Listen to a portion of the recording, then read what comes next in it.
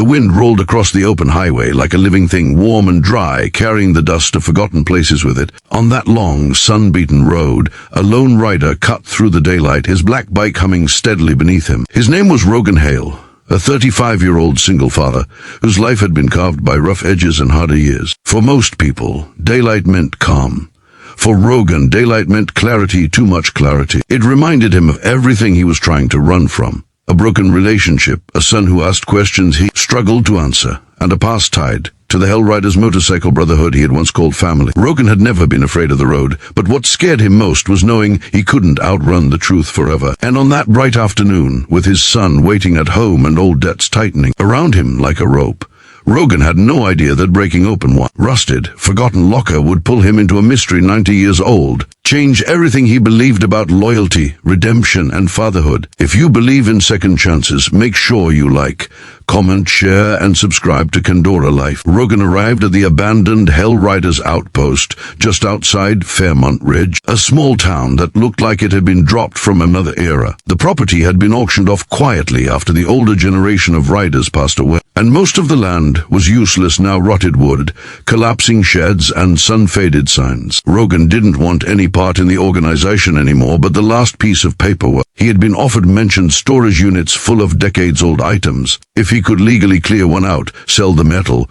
or find something valuable, maybe he could pay off the medical bills stacking on his kitchen table. His 8-year-old son, Sten, needed therapy sessions after the trauma of his mother leaving, and Rogan refused to let money get in the way of giving the boy a chance at healing. He parked the bike in front of the old shed that housed the lockers. They were iron, dented, and sun-bleached, built during Prohibition days when the Hell Riders weren't just bikers but smugglers carving their survival into the American landscape. Most lockers were busted open already, picked clean by scavengers except one.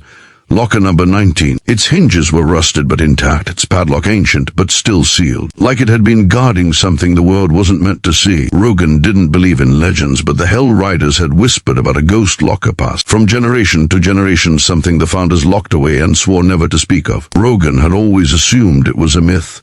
Now, looking at the number etched crookedly into the metal door, he felt a pull deep in his chest, a quiet tremor like fate brushing against him. He gripped the lock and pulled, and the metal snapped with a harsh crack, showering rust to the ground. With a firm shove, he swung the door open. At first, he expected weapons, cash, maybe old documents that could be sold to collectors. Instead, he found a small wooden trunk, a cloth-wrapped metal tin, and a leather-bound journal with pages yellowed by nearly a century of quiet waiting.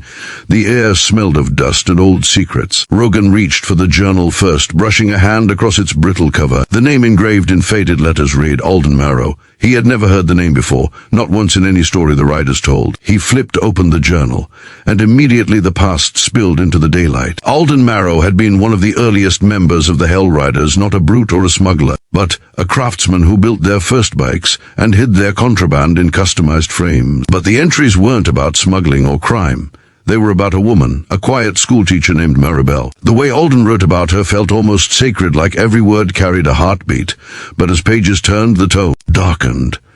Maribel vanished in 1935. Rumors blamed a rival gang. Others blamed the riders themselves. But Alden's words revealed a different truth. She had been kidnapped for information about the riders' routes. Alden had tried to get her back, but by the time he reached her, she had disappeared, leaving behind nothing but a locket and a note. Alden documented his search for years, refusing to give up even when everyone else told him she was gone forever. On his final entry, he wrote something that made Rogan's breath pause. If anyone finds this, protect the truth. What I hid must be returned to her bloodline someday. The writers won't remember, but I pray someone will. Rogan set the journal aside, hands trembling. Inside the trunk, he found the locket Alden described, untouched by time, and beneath it, a small sealed envelope marked for her descendants. The metal tin wrapped in cloth held a small revolver engraved with initials, Maribel's. The whole thing felt like holding a piece of someone's soul, frozen in time for 90 years. Rogan didn't know why the locker had been entrusted to him, but he felt its weight settle heavily on his shoulders. He wasn't just holding relics. He was holding someone's unfinished love story, someone's incomplete justice, someone's final wish. He closed the locker slowly, staring at the items spread before him. Why had this been hidden? Why had the writers allowed a truth like this to rot in silence? Rogan's life had been filled with broken promises, betrayals, and people who walked away when things got tough. But Alden Marrow had done the opposite. He had held on until his last breath. Rogan felt something inside him shift, like a spark awakening.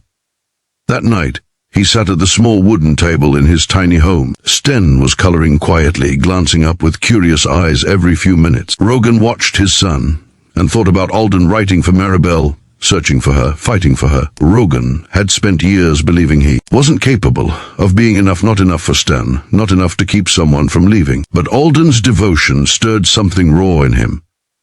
Maybe it wasn't too late to be the father he wanted to be. Maybe strength wasn't in pretending nothing hurt.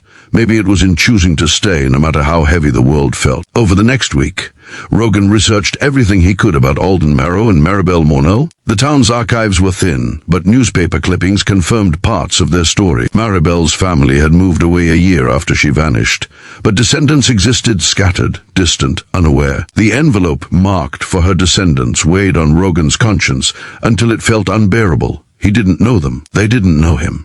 Yet something told him returning the truth mattered not just for Alden's memory, but for Rogan himself. A man searching for closure could recognize another man's unfinished battles. Tracking down the family took days, long days of calls, and dusty record searching. Rogan spent hours on Sten's laptop, piecing together family trees and migration trails. He found a name that hit like lightning: Camry Voslin, a young historian, living 2 towns over, a direct descendant of Maribel's sister. Rogan hesitated. Would she believe him? Would she think he was a fraud? But the journal sat on his kitchen counter, whispering that some truths were worth risking discomfort. The drive to meet Camry was bright and crisp, sun cutting through pale clouds. Sten rode with him, legs dangling, humming softly. When they arrived, Camry answered with cautious curiosity. She was in her early 30s, with a quiet, thoughtful presence. Rogan explained everything: the locker, the journal, Alden's final plea. She listened without interrupting, her eyes widening with each detail. When Rogan handed her the locket and the envelope, her breath shuddered like her soul had been touched. She read the letter inside, tears standing at her lashes. It was Alden's final message to Maribel's family: an apology, an explanation, and a promise that he had never stopped searching. Camry pressed the locket to her chest, as if completing a circle that had been broken for generations. She thanked Rogan, voice trembling, and told him he had returned something priceless, closure their family never expected to have. Driving home, Rogan felt lighter than he had in years. It wasn't money. It wasn't fame, but he had done something that mattered, something that connected his broken pieces to someone else's healing. Sten watched him with quiet admiration, and Rogan realized his son was seeing a version of him he hadn't shown in years, a father who didn't run from pain but stood tall despite it.